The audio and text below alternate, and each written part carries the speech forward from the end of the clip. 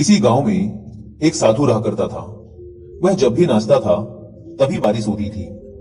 इसलिए गांव के लोगों को जब भी बारिश की जरूरत होती तब यह लोग उस साधु के पास जाते और उनसे अनुरोध करते कि वह नाचे, और जब वह नाचने लगते तो बारिश जरूर होती थी।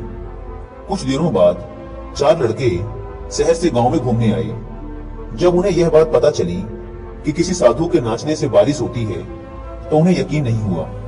शहरी पढ़ाई लिखाई के घमंड में उन्होंने गांव वालों को चुनौती दे दी कि अगर हम भी नाचेंगे तो बारिश होगी, और अगर हमारे नाचने से बारिश नहीं हुई तो साधु के नाचने से भी बारिश नहीं होगी।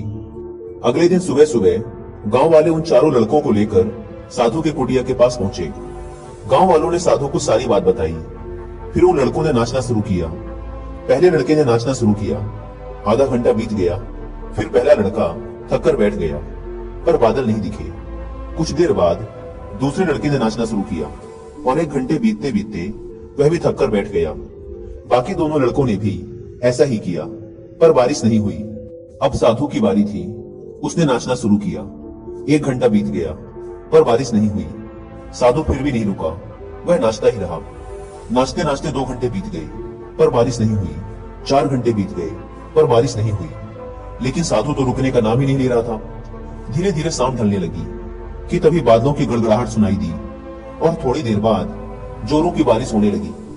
यह देखकर चारों लड़के दंग रह गए और तुरंत साधु से क्षमा मांगी। फिर चारों लड़कों ने साधु से पूछा, बाबा, भला ऐसा क्यों कि हमारे नाचने से बारिश नहीं हुई और आपके नाचने से बारिश हो गई?